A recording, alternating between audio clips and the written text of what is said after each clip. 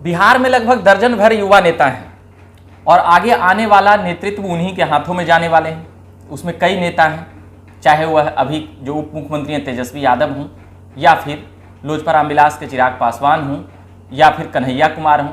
प्रशांत किशोर भी जन सुराज के माध्यम से बिहार में लगातार साल भर से पदयात्रा पर ही हैं। और भी कई नेता हैं जिसमें दलित चेहरा भी हैं, अगड़े पिछड़े कह सकते हैं कि उन तमाम चीज़ों पर अभी, उन तमाम युवा नेताओं पर अभी हम बात करेंगे। पूर्व मंत्री रामजतन सिन्हा जी साथ में हैं, जरा समझेंगे कि आगे का नेतृत्व कैसा होगा और किनके पास होगा और क्या कुछ, इन तमाम बातों पर। सर पहले तो बहुत स्वागत है झकास भारत में आपका सर। और जो युवा नेता हैं सर, उनमें कौन अभी बेहतर लग रहे हैं, जो ये 5-6 नाम चलता है बार बार? हमारा तो इस पर कोई गहरा सोच नहीं है जी। और ना कोई हमारा कोई इस पर बहुत स्पष्ट मंतव्य बन पाया है। लेकिन एक कह सकते हैं कि अब एक प्रशांत किशोर जी का आपने नाम लिया जी। तो प्रशांत किशोर जी देश के जाने माने स्ट्रैटेजिस्ट और सोशल एक्टिविस्ट के रूप में अब तक जाने जाते रहे हैं। अब इधर काफ़ी लंबे समय से, जैसा कि आपने कहा, कि पदयात्रा पर हैं और एक पॉलिटिकल एक्टिविस्ट के रूप में काम कर रहे हैं। उनका एक संस्था भी है जन सुराज। जी जी। तो इसके माध्यम से काम कर रहे हैं। लेकिन पॉलिटिकल अचीवमेंट के लिए जो बेस तैयार होना चाहिए था, वो बिना बेस तैयार किए हुए ही ये पदयात्रा पर निकल गए। अब निकल गए तो आप देखेंगे कि राहुल गांधी यदि पदयात्रा किए तो उस पदयात्रा को मजबूती देने के लिए कांग्रेस सबसे पुरानी पार्टी है और कितना भी कमज़ोर हुई हो तो देश के आज़ादी से जुड़ी हुई एक बहुत बड़ी विरासत है, तो उसका बेस उनको था।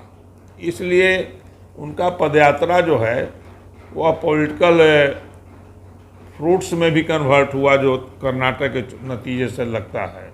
और आगे भी जो संभावना दिखती है छत्तीसगढ़ में, राजस्थान में और मध्य प्रदेश में कांग्रेस की सरकार अब तक बनती हुई दिखती है।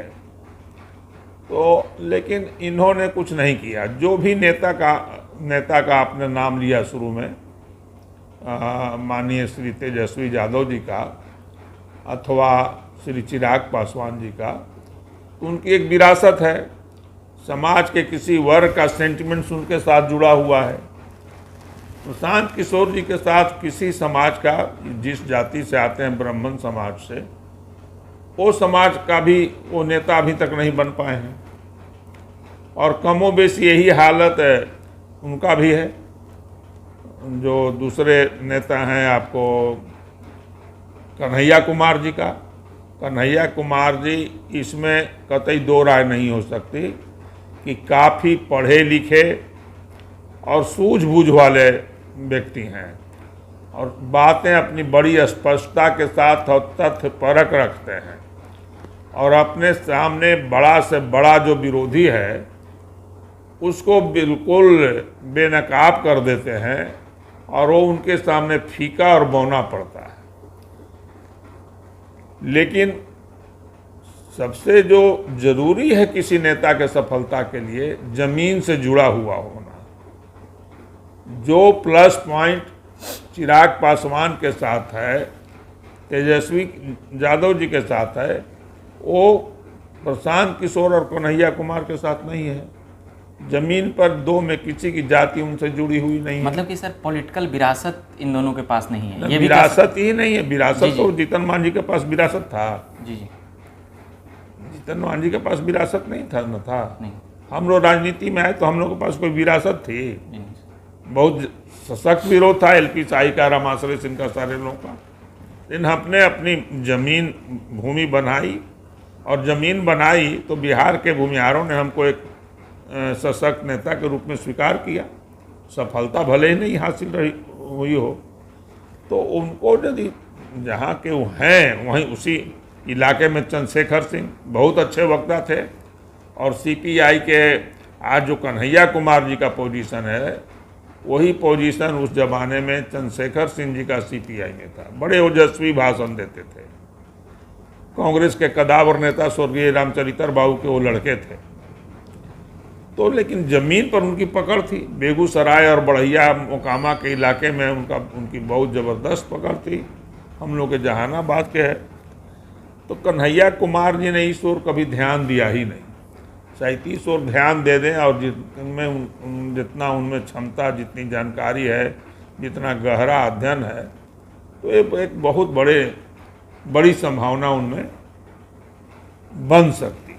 सर, कन्हैया का जमीन पर मतलब कि अभी पकड़ उतना मजबूत नहीं हुआ, ये आपका कहने का क्लियर हुआ? किसी से जी, हम इसको फिर बातें बहुत जी, दूर बातें तक चली बहुत जाएंगी। जी, प्रशांत कई किशोर- ऐसे नेता हैं जी जी कांग्रेस में जो अपने प्रदेश के नेताओं के नाम ही नहीं जानते। कन्हैया कुमार जी आज बिहार के जो नेता हैं, एक्टिविस्ट हैं, जी जी उनसे उनका परिचय तक नहीं है। वो देश दुनिया में सब जगह घूम रहे हैं। जी। यदि ऐसे डांगे इतने बड़े नेता थे तो जमीन पर भी उनकी पकड़ थी। नंबूदरी-पाद थे तो केरल के बिल्कुल जमीनी नेता थे। ज्योति बसु थे तो बंगाल में उनकी पकड़ थी। तो वो पकड़ तो नहीं बना पा रहे हैं, चाहे वो प्रशांत किशोर हो जाए, चाहे कन्हैया कुमार हो जाए। प्रशांत किशोर में जो पिछले साल से देखा गया है सर, सोशल साइटों पे वो काफ़ी, जैसे वो तमाम पॉलिटिकल पार्टी के लिए जो स्ट्रेटजी बनाते थे और अब वो अपने लिए कर रहे हैं और साथ ही वो घूम रहे हैं और वो लिबास में भी आ गए हैं, कुर्ता पैजामा और इसमें कोई शक नहीं है। और बेबाक बोल रहे हैं अभी मुख्यमंत्री जी पर भी और डिप्टी चीफ मिनिस्टर पर भी जी अपनी बहुत बेबाक राय रख रहे हैं, बहुत स्ट्रांग ओपिनियन रख रहे हैं। उसका उनको फायदा मिल रहा है, लॉरेंस मिलेगा, जी, ताली बजेगी। अच्छे लोग जुड़ रहे हैं, पढ़े लिखे लोग नहीं जुड़ रहे हैं तो वैसे लोग जुड़ रहे हैं जो जमीन से जुड़े हुए नहीं हैं। अच्छा, ये बात है। हाँ, सर, अब तेजस्वी यादव का बात कर लेते हैं। सर, तेजस्वी यादव का, देखिए हमारे वो दोस्त के बेटे हैं जी, अब आप बड़े नेता भी हो गए हैं, उन पर हम कुछ नहीं बोलेंगे कुछ। चिराग पासवान में कितना संभावनाएं देखते हैं? अब हम कुछ नहीं बोलेंगे, वो भी हमारे दोस्त के बेटा हैं। चलिए, ये कुछ युवा नेताओं को लेकर अभी हम पूछ रहे थे, मगर फिर भी सर युवा नेता हैं तो कुछ संभावना को लेकर भविष्य में चिराग पासवान जी में अट्रैक्शन है, युवाओं में उत्साह है, लेकिन युवा जो आते हैं जी वो चले जाते हैं, फिर दूसरा मीटिंग में भी चले जाते हैं। वो तेजस्वी जी की भी मीटिंग में चले जाते हैं। चिराग जी अपने को जोड़ नहीं पा रहे हैं जमीन से। वो भी घूम रहे हैं, मगर वो भी प्रशांत घूम किशोर- रहे हैं, ताली बजती है, घूमते बहुत हैं, जी लेकिन वो जो एक होना चाहिए स्ट्रक्चर, पॉलिटिकल स्ट्रक्चर बनाने का प्रयास वो नहीं कर रहे हैं। वो नहीं कर रहे हैं। चलिए, तो ये बात कर रहे थे हम पूर्व मंत्री रामजतन सिन्हा जी से, बिहार के युवा नेताओं को समझ रहे थे। बाकी और भी चीज़ें पॉलिटिकल अपडेट्स के जरिए हम लाते रहेंगे और सुनाते रहेंगे। सर को धन्यवाद कहेंगे कि इन्होंने समय दिया। बाकी आप बने रहिए झकास भारत के साथ। मेरा नाम रविकांत हुआ। धन्यवाद।